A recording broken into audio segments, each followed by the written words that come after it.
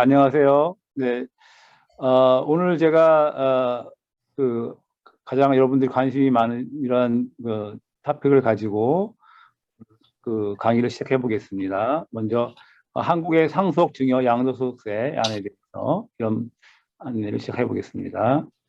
먼저 그 한국 재산이 있으신데 내가 유언장을 만들고 싶다. 근데 한국을 나가야 되느냐 그런 질문을 많이 하셨어요. 그래서 한국에 나가지 않고도 미국에서도 얼마든지 미국식으로 유언장을 만들면서 한국 재산에 대해서 유언장을 만들 수가 있습니다. 그래서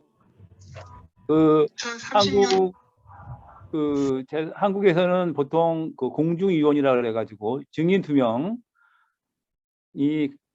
있는 앞에서 유언자가 유언을 하고 공증을 하는 절차를 거치면 공중유언장이라고 그러는데, 그런 공중유언을 하면 한국에서는 바로 그 유언장을 가지고 등기소에 가서 등기를 할 수 있습니다.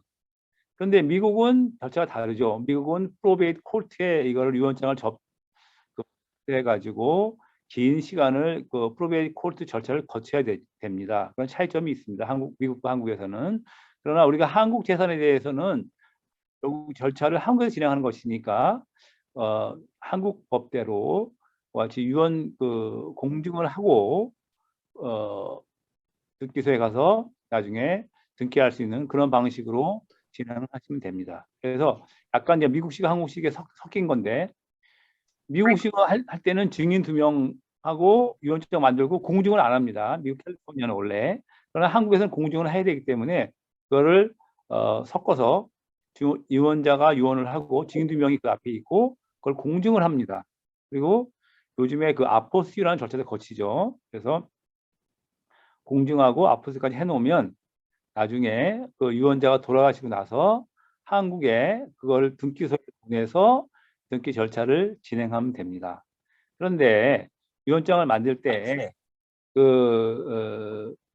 우리가 미국 법과 한국 법 그거를 선택할 수 있게 돼 있어요. 그래서 그래서 나는 이제 상속을 내가 캘리포니아에 나는 시민권자니까 미국 법에 따라서 이걸 유언 상속이 진행됐으면 좋겠다라고 명시를 하면 한국 민법이 적용되는 것이 아니라 미국 캘리포니아의 프로베이트 코드가 적용돼서 유류분을 방지할 수 있는 그런 제도가 있습니다. 그래서 유류분 만약에 이제 유류분 분쟁이 예상이 된다.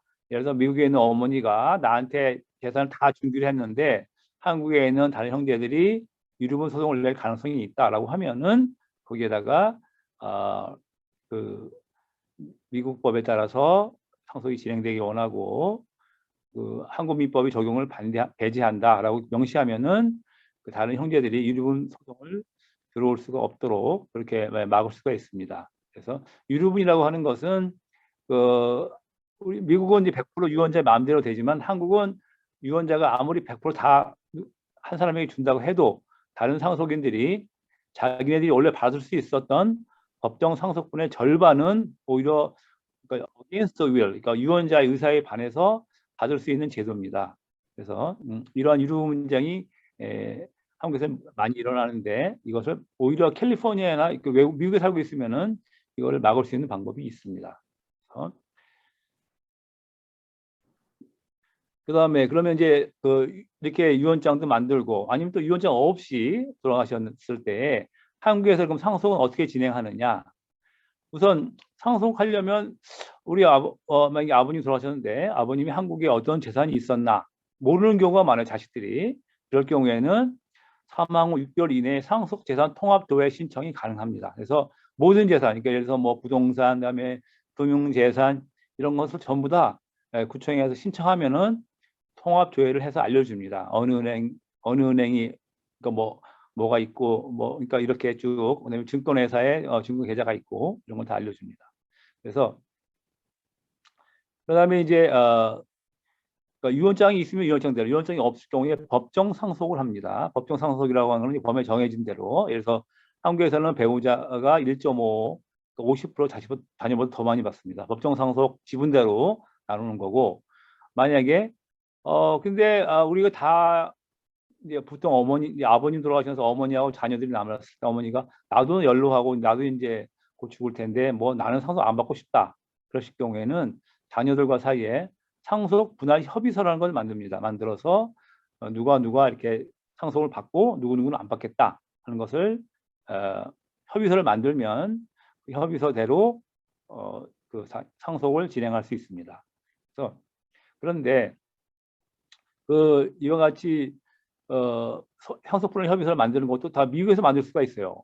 한국에 나가지 않고도 미국에서 만들고, 그러면 이거를 한국 등기소에서 어떻게 인정해 주느냐?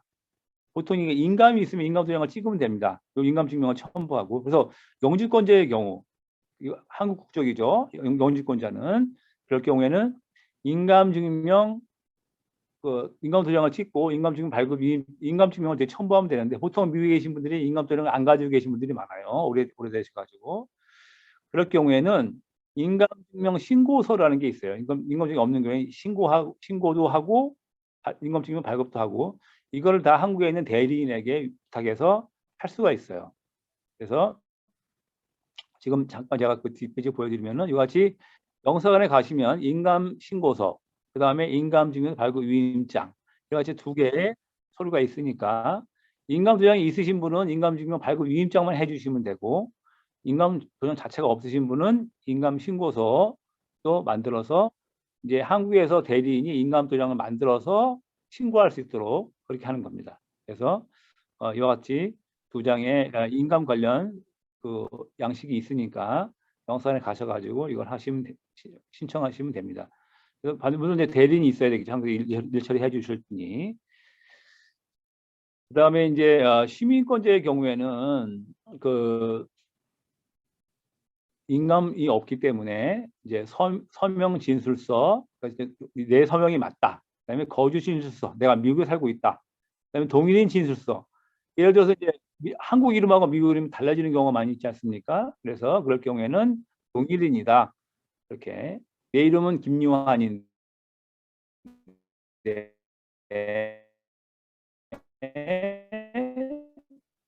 영어로는 뭐 존 뭐 그런 것을 우리가 이제 제출해야 됩니다. 그래서 이걸 양식이 이게 보시면은 시민권자의 동일인 진술서, 서명 진술서, 거주 진술서, 이 같이 세 가지 양식이 그것도 또한 영사관에 오시면 있습니다. 그래서 옛날에는 시민권자의 경우에 이와 같은 위임장이나 이런 것, 위임장은 당연히 그 대리인에게 위임한다는 위임장이 있어야 되겠죠.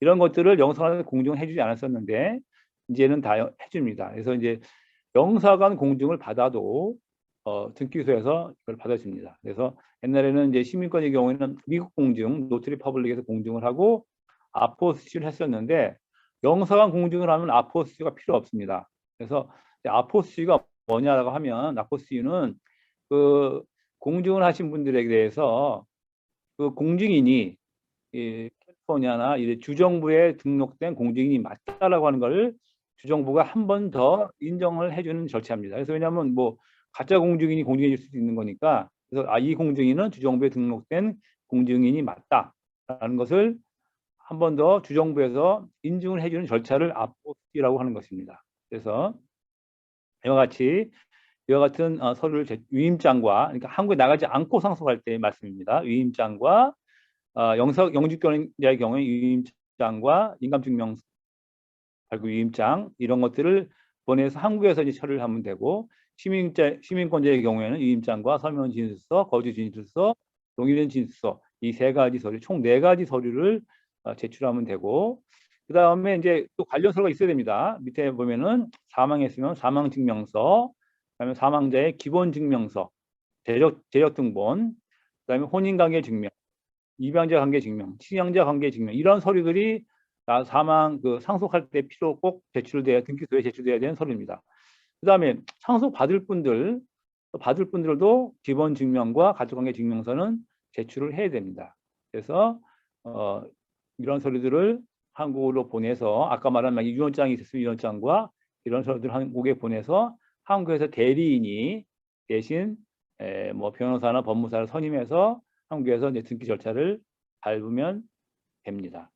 그래서 근데 이와 같이 공증을 했거나 아니면 유언장이 없더라도 법정 상속을 할 경우에는 이같이 바로 등기소에서 등기 절차를 진행할 수 있습니다. 그 다음에 이제 상속세 이슈가 있는데요. 보통 이제 상속 등기나 이런 절차들은 6개월 이내에 진행을 하셔야 됩니다. 보통 늦게 하시면 또 과태료를 묻습니다. 근데 이제 상속세는 좀 다른데, 상속세는 신고는 9개월, 그러니까 그 거주자는 6개월, 비거주자는 9개월 이렇게 나눠져 있습니다. 그래서 거주자라는 말은, 여기서 거주자라고 하는 건 이제 한국에 사시는 분을 말하는 거고, 비거주자는 한국에 살지 않고, 우리 교포분들은 다 미국에 살고 있으니까 비거주자가 됩니다. 한국 기준으로 봤을 때. 그다음에 피상속인이라고 하는 거는 돌아가신 분을 말합니다. 피를 흘렸다는 건 피를 흘리고 돌아가신 분, 이렇게 생각하시면 됩니다. 피상속인. 그러니까 사망자 소유의, 자, 한국에 살다가 돌아가시면 한국에 있는 재산뿐만 아니라 해외에 있는 재산까지도 다 상속세의 대상이 됩니다. 그런데 우리 같이 미국에 있는 교포분들은 한국에 있는 재산에 대해서만 한국 국세청에 세금을 내죠. 그리고 미국에 있는 재산에 대해서는 한국의 과세권이 없습니다. 당연히. 그래서 비상속인 소유의 국내에 있는 재산에 대해서만 한국 국세청이 세금을 과세하게 됩니다. 거주자란 이제, 근데 이 거주자가 뭐냐? 그때 거주자란 것은 국내에 주소를 두거나 183일 이상 거소를 둔 사람을 말한다. 이렇게 되어 있는데, 사실 이게 간단한 개념이 아닙니다. 그래서 여러 가지 가족과 함께 실제로 한국에 살고 있다, 이렇게 인정이 될 정도가 되어야 거주자가 되는 것이고, 다만 이제 비거주자라, 한국에 계신 미국의 교포분이라 하더라도 연로하셔가지고 내가 그냥 한국에서 살겠다, 그렇게 해서 한국에 들어가셔가지고 영주를 목적으로 귀국해서 183일 이상 거주하시다가 돌아가신 경우에는 거주자로 인정을 받을 수 있습니다. 그래서 비록 여기 영주권자나 시민권자라 하더라도 한국에, 나는 재산이 주로 한국에 많다, 미국에는 별로 없고, 그러면 이제 한국에 돌아가시는 게 더, 한국에서 살다가 돌아가시는 게 더 유리한 면이 많이 있습니다. 왜냐하면 그때는 이제 재산 상속세 공제라든지 뒤에 설명하겠지만은 이런 것들이 더 혜택이 많습니다. 한국 내 거주자가. 그래서 그럴 경우에는 이제 돌아가실 장소를 한국으로 정하는 게 더 나은 경우도 있습니다. 그래서 상속세의 그 과세 표준은 상속일 돌아가실 당시를 상속일이라고 합니다. 사망일 당시의 재산뿐만 아니라 추정 상속 재산도 또 합산이 됩니다. 합산 대상 증여 재산도 합산이 됩니다. 이 말이 무슨 말이냐면은, 돌아가시기 전에 집을 팔았어요. 그럼 돈이 들어왔지 않습니까? 그래서 10억에 팔았다. 근데 그 돈을, 현금을 다 은행에서 뺍니다. 왜? 재산을 줄이기 위해서, 상속세를 안 내려고 10억을 다 만약에 은행 통장에 다 뺐다, 현금을 빼가지고 다 나눠줬다, 자녀들에게. 이러면 모르겠지. 근데 상속 개시 전 처분하거나 부담한 채무액이 1년 이내에 2억 원. 그러니까 1년 이내에, 돌아가시기 1년 이내에 2억 원이 갑자기 사라졌다. 그러면 그 용도가 불분명하다. 그러면 무조건 추정 상속 재산을 얹습니다. 그리고 2년 이내에 5억 원. 그러니까 1년 이내에 2억 원, 2년 이내에 5억 원의 재산이 없어지고 용도가 불분명하다. 그러면 이것도 상속 재산으로 추정을 해버립니다. 완전히. 그 다음에 피상속인이 상속인에게 상속해서 10년 이내에 증여한 재산, 상속인 외자는 5년입니다. 그러니까 예를 들어서 아버님이 내가 이거를 나를 돌봐준 우리 큰아들에게 뭐 돌아가시기 한 9년 전에 증여를 했다. 그렇게 하더라도 9년 전에 증여한 것도 다 얹습니다. 왜? 10년 이내니까. 그런데 예를 들어서 내가 우리 나를 돌봐준 이웃집 사람에게 돌아가시기 전에 뭐 한 얼마덕을 증여를 했다. 그런데 이게 5년 이내면 그분에게 증여한 것도 또 얹습니다. 합산이 됩니다. 그래서 합산 재산, 증여 재산이 이와 같이 있게 되죠. 그래서 돌아가실 때 상속세를 줄이려고 막 은행에 돈 빼서 사용 용도를 불분명히 한 경우에도 결국엔 다 추정 상속 재산이 되고, 그 다음에 미리미리 뭐 10년 이전에 증여하신 거면 몰라도 10년 돌아가시기 사망하시기 전에 10년 이내에 자녀들에게 증여한 것도 다 자녀나 배우자에게 증여한 것이 다 합산이 돼서 상속 재산이 늘어나게 됩니다. 그 다음에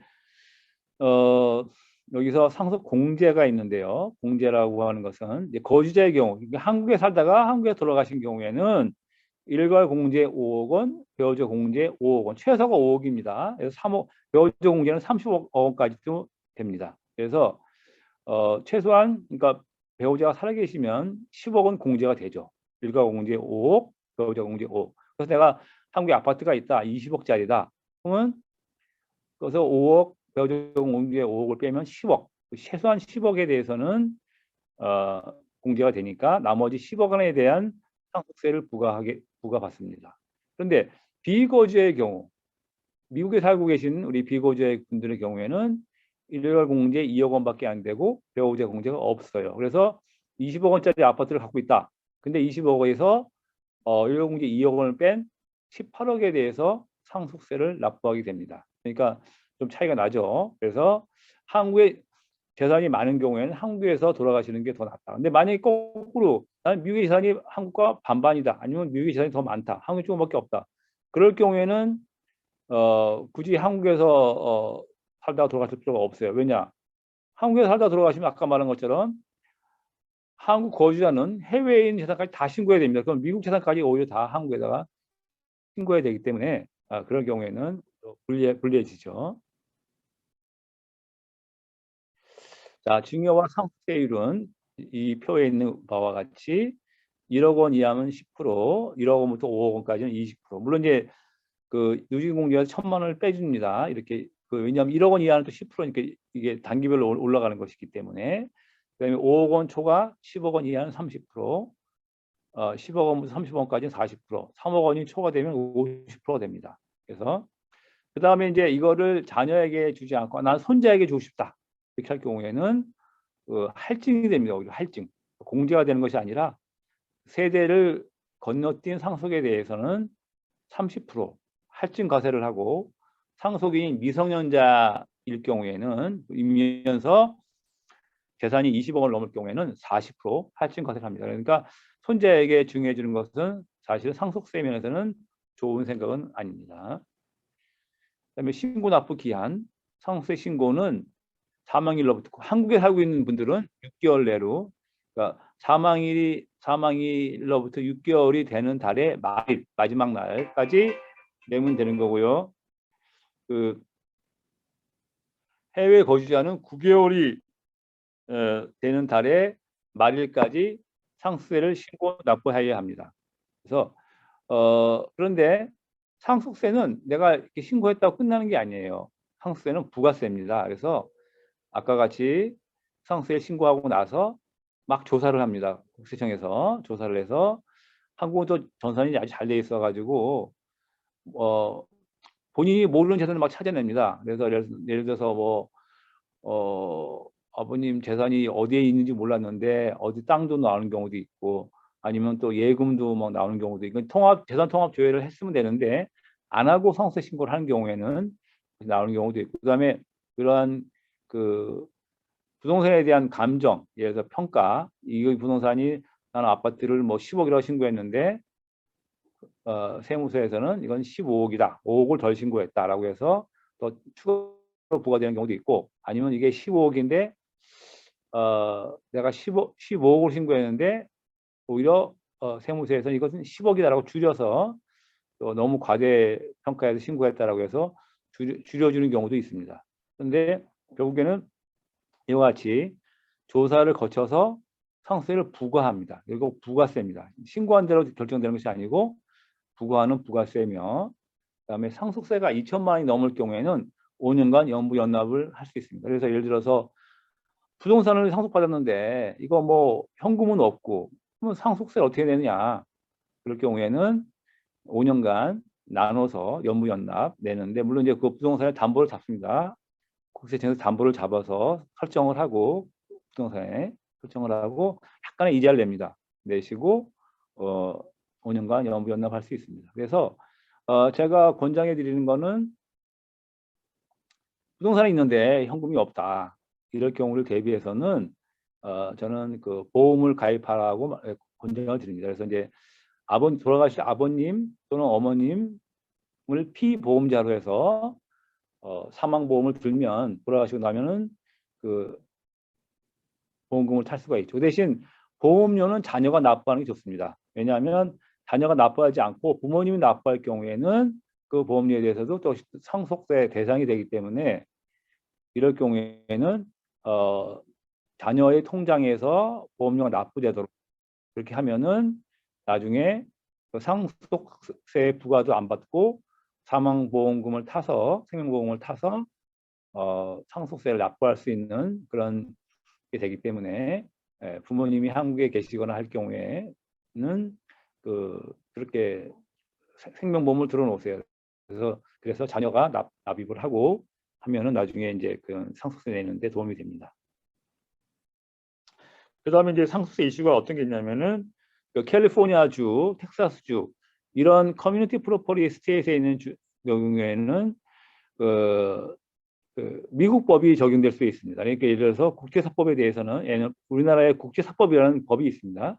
부부재산제에 대해서는 동국법, 상거소지법, 부동산 소지법의 순서로 적용합니다. 그래서 시민권자의 경우에는 미국법을 적용하고 영주권자의 경우에도 상거소지가 사는 데가 미국이기 때문에 미국법을 적용받을 수 있습니다. 그래서 그 한국의 남편 명의 부동산에 대해서도 미국법 적용할 경우에는 그 절반은 부인의 소유이기 때문에 상속세를 절반만 내는 걸 타당합니다.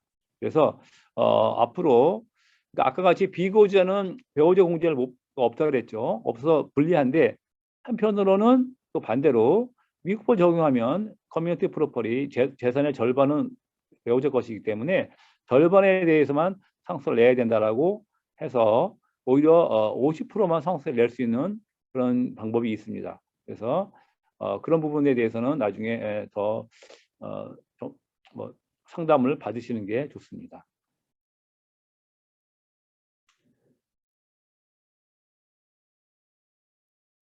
그다음에 이제 증여세에 대해서는 이제 보통 그런 질문을 많이 하세요. 이 재산을 미리 증여받는 게 어때요? 요즘에 뭐 양도소득세 때문에 많이 내니까 다주택 가신 분들이 자녀에게 증여를 이제 한국에서 많이 하고 있죠. 그래서 증여세 같은 경우에는 아까 같이 제가 세율을 보여드렸지만 증여세와 상속세가 세율이 같습니다. 그런데 증여세는 공제 한도가 굉장히 낮아요. 그래서 자녀에게 10년간 5천만 원밖에 공제가 안 됩니다. 그래서 사실은 증여세가 공제가 낮기 때문에 증여보다는 상속받는 게 더 낫습니다. 그래서 생전에 증여를 받지 마시고 상속으로 받는 것이 아까 같은 공제가 더 높기 때문에 세율을 줄이는 것입니다.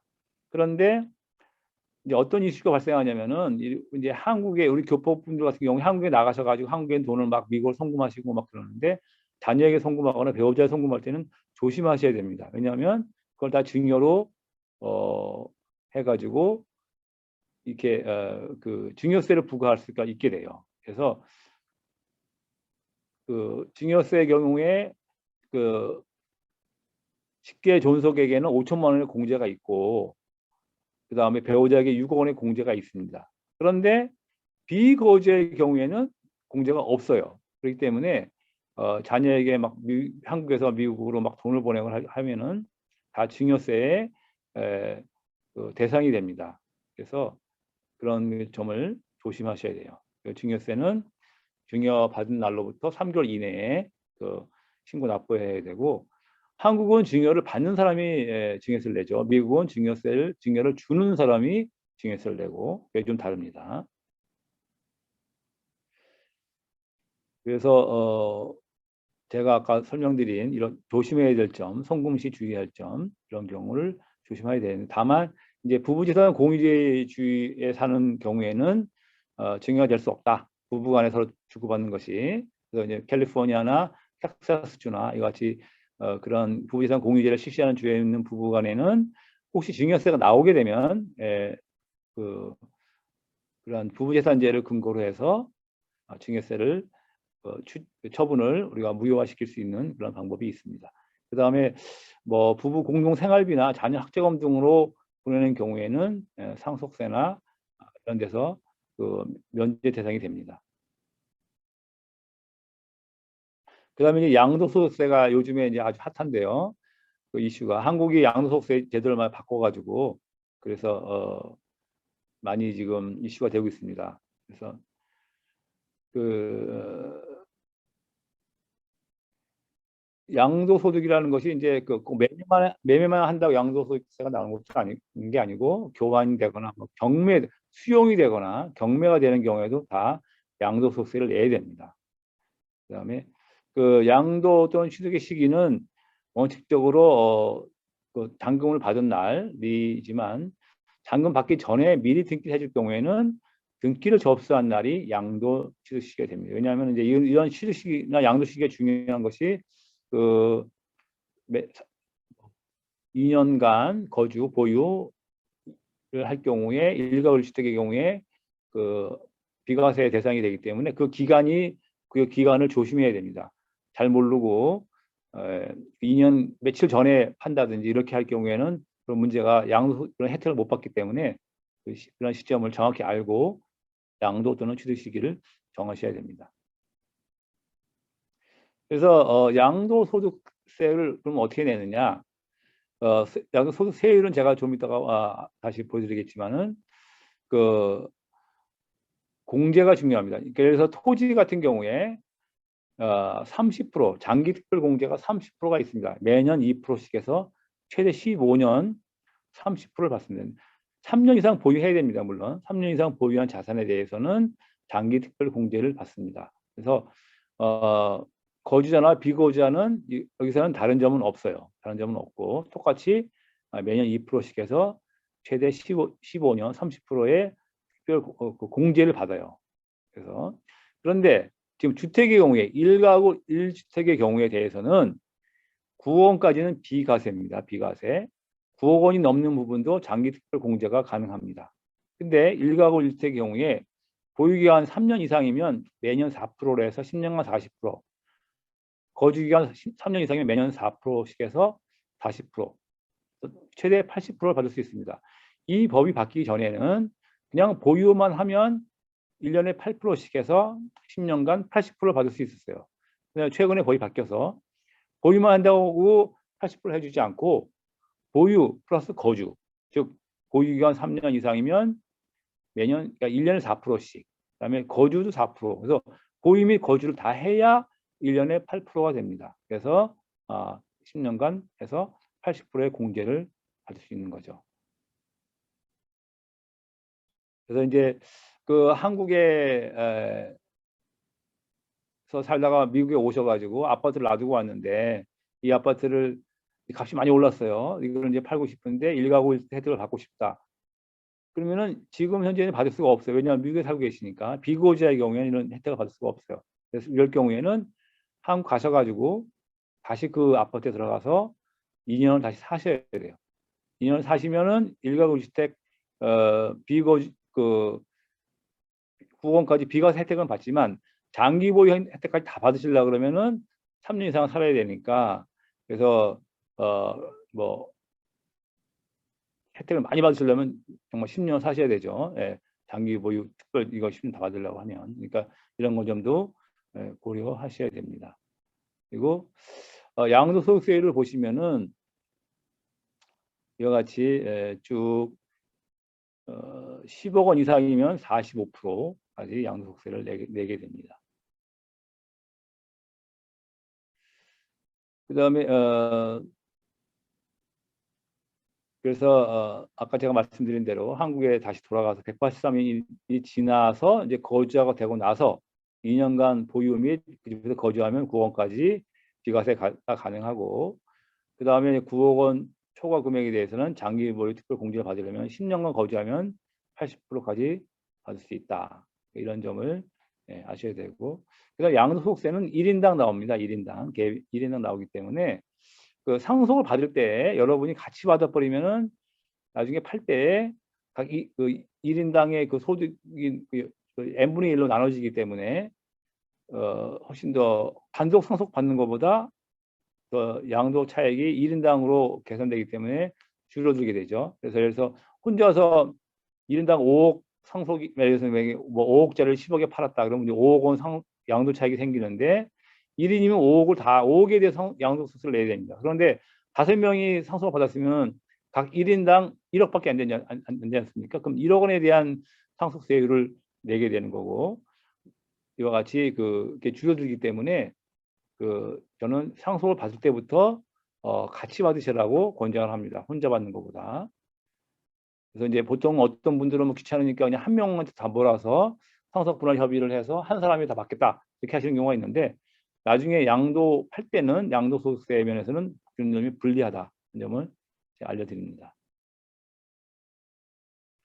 그 다음에 이제 한국 부동산을 매도할 경우에 양도소득세를 미리 내야 돼요. 그러니까 비거주자, 영주권자나 시민권자의 경우에는 보통 이제 뭐 계약금, 중도금, 잔금을 치르지 않습니까? 그런데 잔금 일자에 부동산 매도용 인감증명을 떼줘야 되는데, 영주권자의 경우에 인감증명을 떼려면 그쪽 구청이나 동사무소에서 인감증명을 안 떼줍니다. 먼저 양도소득세 냈다는 국세청 확인서를 가져오세요. 가져와야지만 매도용 인감증명을 떼주기 때문에 보통 중도금 받고 양도소득세를 미리 내셔야 됩니다. 시민권자의 경우도 역시 마찬가지로 중도금 받고 미리 내셔야만 등기를 부동산 매도용 등기를 서류를 해줄 수가 있습니다. 그래서 이제 한국에 들어가지 않고도 처분할 때는 처분 위임장을 만들고 아까 말씀드린 그러한 인감증명이나 그 다음에 인감증명, 영주권자의 경우에 인감증명서 발급 위임장, 시민권자의 경우에는 처분 위임장이나 아까 같은 서명진술서, 동의인진술서, 거주진술서를 영수증에 공증해서 보내면 됩니다. 이렇게 하면은 들어가지 않고도 부동산을 충분히 다 매매할 수 있습니다. 네, 오늘 이 정도에서 강의를 마치고요. 네, 여기 제 사무실 주소와 이메일이 있으니까 개별적으로 뭐 질문 있으신 분들 나중에 혹시 더 궁금한 사항이 있으면 연락 주셔도 되겠습니다. 네, 이걸로 오늘 강의를 제가 마치겠습니다. 네, 질문 받겠습니다. 네, 이정호 변호사님 강의 감사합니다. 질문들이 많이 들어왔는데요. 질문들이 많이 들어왔는데 제가 그중에서 개인적 질문들은 제외하고 일반적인 질문에 대해서만 이정호 변호사님께 질문을 드리도록 하겠습니다. 제가 채팅창에도 남겨놨지만 개인적인 상담은 다음 주에 저희가 1:1 법률 클리닉을 하고 있기 때문에 그 법률 클리닉을 신청해 주시면 됩니다. 그래서 오늘 제가 질문을 안 드린 사안이라 하더라도 개인적 질문이 있으신 분은 별도로 1:1 상담을 신청하시면 되고요. 그럼 질문 드리도록 하겠습니다. 첫 번째로 뭐 강의 말미에 나온 이야기도 있곤 하지만 질문이 좀 의미가 있는 건 다시 한번 말씀해 주시면 좋을 것 같은데요. 네. 어떤 분이 질문하신 게 부동산 양도소득세 세율에 있어서 거주자, 비거주자의 차이가 있나요? 이런 질문을 했습니다. 네, 세율은 차이가 없습니다. 네. 그러면 차이가 있는 거는 아까 말씀하셨던 게 공제를 받을 수 있느냐 못 받느냐 요건이 이렇게 달라지는 건가요? 아니요, 양도소득세는 세율 차이가 없고, 다만 아까 말씀드린 1가구 1주택 공제 혜택을 받을 때 아까 말씀드린 9억 원까지 비과세지 않습니까? 그런데 그거는 국내 거주자에 한해서 그렇습니다. 그래서 예를 들어 내가 한국에 아파트를 놔두고 왔다. 나 1가구 1주택이야. 나 여기 살아. 근데 그거는 미국에 오셔가지고 일정한 기간 이내에 처분을 안 하고 이미 지나신 경우에는 1가구 1주택 혜택을 받지 못합니다. 그래서 다시 한국에 들어가셔가지고 거기서 사셔야 1가구 1주택 혜택을 받는. 그러니까 세율은 다 똑같은데 장기 특별 공제를 받는 1가구 1주택의 경우에 차별이 있는 거죠.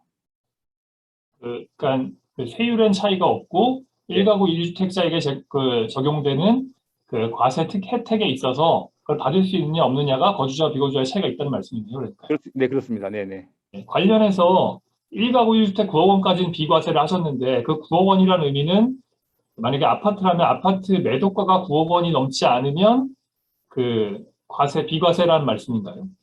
아니 9억 원이 넘어도 예를 들어서 아파트 요즘에 뭐 9억 원이 다 넘지 않습니까? 네. 그러니까 만약에 뭐 20억 원이다 그러면 20억 원 중에서 9억 원은 과세를 안 합니다. 나머지 11억 원에 대해서만 과세를 하죠.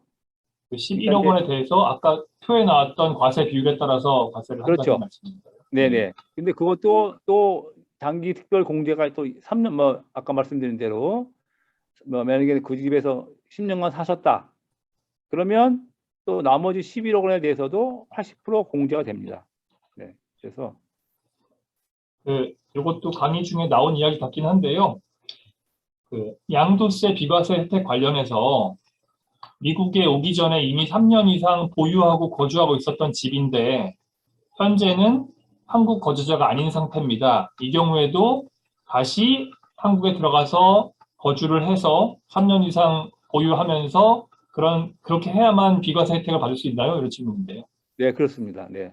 돌아가셔야 됩니다. 예, 그러니까 그거를 미국을 오셔가지고 그 일정한 기간이 있어요. 1년인가 그 기간 내에 처분을 하면 되는데 처분 안 하고 이미 시간이 지난 경우에는 다시 한국 가셔가지고 다시 거주하셔야 됩니다. 네. 네, 알겠습니다. 다음 질문입니다. 영주권자인데요. 미국에 살고 있는 영주권자인데 한국에서 집을 처분해서 이미 양도세를 한국 정부에 납부했답니다. 이 경우에 캘리포니아에도 신고해서 양도세를 별도로 납부해야 되나요? 이런 질문이 있는데요. 네. 이제 그 양도 차액, 그러니까 그 양도 이익 차익, 예, 미국에서는 그걸 캐피탈 게인이라고 그러죠. 캐피탈 게인을 원래 신고하게 되어 있습니다. 그러니까 우리가 이제 그 매년 미국에 지금 텍스 리턴 하지 않습니까? 할 때 해외에서 생긴, 그러니까 미국 밖에서 생긴 이익에 대해서도 다 보고하게 되기 때문에 캐피탈 게인을 보고를 하죠. 보고를 하는데 한국에서 양도소득세를 냈으니까 양도소득세 낸 것에 대해서는 우리 미국 IRS는 공제를 받아줍니다. 그래서 한국과 미국은 이중과세 방지 협약이 있어서 국가 간에는 그런 협약에 의해서 크레딧을 받아줍니다. 그러니까 예를 들어서 내가 뭐 4억이 이익이 났다. 그럼 미국에서는 원래 한 20% 된다. 그러면 4천만 원에 대해서 양도소득세를 내야 되는데 한국에서 벌써 그 이상 되기 때문에 세금을 다 내고 오기 때문에 그 세금 낸 것만큼을 미국에서도 인정을 해주기 때문에 결국은 낼 게 없어요. 미국 IRS에는. 그런데 캘리포니아 주 같은 경우에는 한국 정부와 그런 이중과세 방지 협약이 없기 때문에 한국에서 낸 세금을 공제를 안 해줍니다. 그래서 그냥 인컴 텍스를 그대로 주정부에 대한 인컴 텍스는 그대로 내셔야 돼요. 결국 한 10%, 12% 캘리포니아 주정부 인컴 텍스 세율이 대략 그 정도 되는데 공제가 안 됩니다. 그래서 아무리 한국에 세금을 냈어도 그 양도 차익에 대한 세금 주세는 주 인컴 텍스는 내셔야 됩니다. 그래서 심지어 이제 굉장히 그게 큰 경우에는 양도 차익이 굉장히 뭐 몇십억 되시는 분들은 그것만 해도 거기에 또 10%만 해도 몇십만 불 되기 때문에 타주로 이사 가시는 경우도 있습니다. 그걸 피하기 위해서. 예, 그러니까 여기에는 캘리포니아 주정부에는 결국 내셔야 된다. 예. 그러니까 한국에 양도소득세를 이미 냈다 하더라도 캘리포니아 주정부에 대한 인컴 텍스는 내셔야 된다 이거죠. 낸다는 말씀이죠. 네, 네, 알겠습니다. 이런 질문, 유언장 관련해서 질문인데요. 네. 유언장을 작성하고 싶은데 지금 어머니가 86세고 요양병원에 계시고 치매도 있으시고 대화가 불가능한 상태다. 이런 경우에 유언장을 작성할 방법이 있는가요? 이렇게 질문했습니다. 네, 그 유언장을 이제 작성할 수 있는 능력이 있느냐 하는 거는 유언하시는 분의 인지 능력과 관련이 있습니다. 그래서 그 약간 치매가 있으셔도 치매 정도에 따라 다르죠. 치매가 되게 심한 상황인 것 같습니다. 대화가 불가능한 상황이라고 하니까요. 네. 대가 불가능하면 유언장을 만들 수가 없습니다. 왜냐하면 그건 사실은 무효의 유언이 되는 거고 유언자가 이거는 내 재산이고 그다음에 내 자식은 누구누구가 있고 내가 이러한 재산을 누구에게 준다 하는 정도의 그 인지 능력은 있어야 되는 것인데 내 재산이 있는지도 모르고 아무것도 뭐 난 이제는 치매가 넘어와서 자식도 못 알아보고 이런 경우에는 그 유언을 할 수가 없고 그냥 법정 상속을 할 수밖에 없습니다. 네. 결국에는 질문의 결론은 법정 상속을 이런 경우에 피할 수 없냐 이런 건데 법정 상속을 피하기는 어렵네요. 그러면요. 그렇습니다. 네, 이미 유언자가 치매가 심하게 와서 유언할 능력이 안 되면 네, 그래서 이제 나중에는 그거를 다투죠. 그 자녀들이 우리 어머 치매였는데 어떻게 유언장을 만들었냐 해서 그 유언장 무효 소송을 많이 그런 경우에 하게 됩니다. 네. 네, 다음 질문 드리겠습니다. 재산 대부분이 한국에 있는 부모님의 경우에 현재는 미국 영주권자신데 부모님이 한국에 거주하시는 것이 상속세 측면에서 유리한가요? 이런 질문을 했습니다. 네, 아까 제가 말씀드린 대로 재산이 대부분 한국에 있으면 한국에 거주하시는 것이 유리하죠. 만약에 뭐 그걸 다 팔아가지고 미국으로 가져오시면은 몰라도 다 팔아가지고 미국으로 가져오시지 않고 한국에 재산 놔두고 싶다 하시면 한국 거주자 들어가시는 게 아까 같이 상속공제, 일가공제 5억이 있고 배우자공제 최소한 5억이 있고 그래서 최소한 10억의 공제를 받는데 만약 미국에 들어가시면 일가공제 2억밖에 안 되기 때문에 훨씬 더 불리합니다. 그러니까 한국의 거주자 요건이 돼야만 그 혜택을 받을 수 있다 이 말씀이시죠? 네네. 알겠습니다. 이제 그 추가로 또 질문 들어온 게 있는데요. 상속세율을 줄이기 위해서 상속인 수를 늘리는 게 유리하다고 말씀하셨는데 그러면 유언장을 작성하면서 사위 며느리까지 모두 상속인에 포함시키는 것이 유리하다는 말씀인가요? 아니 상속세율은 상관이 없고요. 저는 양도소득세를 말씀드린 겁니다. 상속세율은 상속인이 뭐 많든 적든 그랑은 상관이 없고 상속 재산에 대해서에 따라 상속세율이 달라지는 것이고 나중에 상속받고 나서 팔 때 양도 차액이 그 명의인별로 그 액수에 따라 그 사람 수에 따라서 나눠지니까 그런 면에서 낫다는 것이었고요. 그래서 어차피 예를 들어서 뭐 이게 굉장히 비싼 부동산이어서 여러 명이 해도 전부 다 아까 같이 1억 원이 넘어가면 양도세율이 뭐 45% 되니까 어차피 여러 명 나눠봤자 뭐 다 몇 억씩이 되기 때문에 세율이 안 낮아진다라고 하면은 그렇게 하는 거고 그냥 한두 명을 해도 되는 거고 재산이 이렇게 많지 않아서 여러 명으로 하면은 그 1인당 양도 차액이 막 1억 원 밑으로 내려간다라고 하면은 여러 명이 같이 받는 게 좋습니다. 네. 결론적으로는 여러 명이 같이 상속받는 것이 양도 차익을 줄이는 방법이 됩니다. 양도 차익을 줄이는 방법인 거네요. 그러니까 1인당 상속세율에 영향을 미치는 게 아니라요. 세율은 변함이 없습니다. 네. 네. 다음 질문입니다. 한국에 부모님이 계시고 재산도 한국에 있답니다. 근데 자녀가 일부는 미국에 살고 있는데 일부는 영주권자고 일부는 시민권자랍니다. 그러면 상속세를 내는 데 있어서 한국에 있는 자녀, 미국에 있는 영주권자, 그 다음에 시민권자의 차이가 있냐 이런 질문을 했는데요. 네, 상속세는 상속인하고 상관이 없고요. 피상속인, 그 사망자 기준입니다. 돌아가신 분이 한국 거주자냐 미국 거주자냐 다 다른 것이고 자녀들이 영주권자나 시민권자나 그런 거 아무 상관이 없습니다. 그렇기 때문에 부모님이 한국에 계시면 무조건 한국 거주자고 그래서 상속세는 상속 재산에 대해서 매겨지는 겁니다. 그렇기 때문에 자녀가 뭐 미국에 있건 시민권자, 영주권자 그런 거는 아무 영향이 없습니다. 네, 다음 질문 드리겠습니다. 양도소득세에 대한 혜택을 받기 위해서 한국에 가서 2년 이상 거주하게 되는 경우에 한국 내 거주자로 판정되어서 양도소득세 혜택은 받을 수 있지만 다른 소득에 대한 그 소득세 등이 발생해서 더 큰 납세 의무가 생기는 거 아니냐 이런 질문을 하는데요. 어떤가요? 어떤 이 소득이 또 발생한다는 거죠? 제가 보기에는 이 질문의 취지는 아마 수익은 있는 분인 것 같은데요. 미국에서 발생하는 수익이든 수입이 있는 분인데 네. 그 수입에 대해서 소득에 대한 소득세 이런 걸 내야 되니까 한국에다가 그 의미인 것 같습니다. 네네. 이제 그런 경우에는 소득세를 어차피 뭐 미국에다가도 내지 않습니까? 네. 만약에 미국에다가도 그러니까 마찬가지로 소득세를 이중으로 내지 않습니다. 예를 들어서 내가 이제 뭐 미국에서 직장에 있고 아니면 미국에서 무슨 부동산 수입이 있어서 수입이 생길 경우에 한국에다가도 신고해야 되지 않느냐.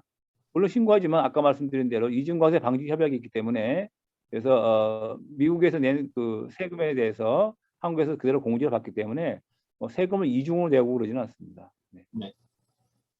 질문이 계속 들어오고 있는데요. 일단은 시간이 되는 범위에서만 질문 드리도록 하겠습니다. 네네. 지금이 50분이니까 1시까지만 질문 드리도록 그렇게 하겠습니다. 다음 질문입니다. 한국 아파트의 공유 지분이 남편은 5분의 3, 아내가 5분의 2로 되어 있답니다. 5분의 3 대 5분의 2로 되어 있는데 이 부부가 지금 이혼하면서 아파트를 매도하려고 하는데 네. 잔금 지급일 이전에 양도소득세 총액 중에 남편은 5분의 3, 아내는 5분의 2로 세금을 내면 되는 건가요? 이렇게 질문했습니다. 네, 양도소득세는 그렇습니다. 네, 각 지분 자기 지분별로. 그러니까 이제 양도소득세는 자기 지분별로 나옵니다. 별도로 각각 따로따로 납부하면 됩니다. 네. 네. 아마 양도소득세에 대한 질문 같은데요. 한국으로 이주해서 이제 거주자 요건을 갖추려고 하는 경우 같습니다. 그런데 이렇게 부동산 매각 시에 아까 답해 주신 것처럼 거주자 혜택을 받기 위해서는 다시 거주자 요건을 갖춰야 된다고 하셨는데, 그러니까 옛날에 오랫동안 보유했다 하더라도 미국에 살다가 다시 돌아가셔서 거주자 요건을 갖추는 경우라면 다시 거주자 요건을 갖춰야 한다고 하셨는데, 그 이전에 보유했던 기간은 새로 인정을 받을 수 있냐, 추가로 인정받을 수 있냐, 이게 질문인데요. 그러니까 옛날에 뭐 10년 보유했다가 미국에 살다 다시 가서 2년 보유했다. 이런 경우에 총 12년을 보유한 걸로 봐줄 수 있냐, 이런 말이 같습니다. 근데 이제 아까 말씀드린 대로 이제 그게 바뀌어가지고 그게 보유가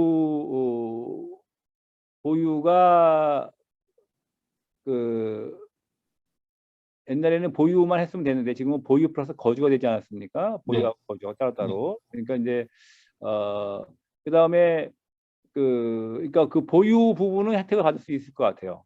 옛날에. 과거에 보유했던 거라 네, 하더라도요. 네. 네. 그러나 이제 거주 부분은 혜택이 안 되기 때문에 그 부분 공제를 못 받겠죠.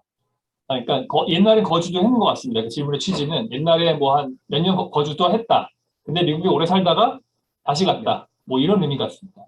네. 근데 그게 이제 그 비거주가 된 후에 네. 다시 가서 거주하는 거주할 경우. 경우에는 그 혜택을 지금 말씀드린 대로 그 이미 비거주가 된 이후에는 그 거주 혜택을 받을 수 없기 때문에 다시 돌아가게 되면은 거주를 다시 하셔야 되죠. 이렇게. 네, 알겠습니다. 네.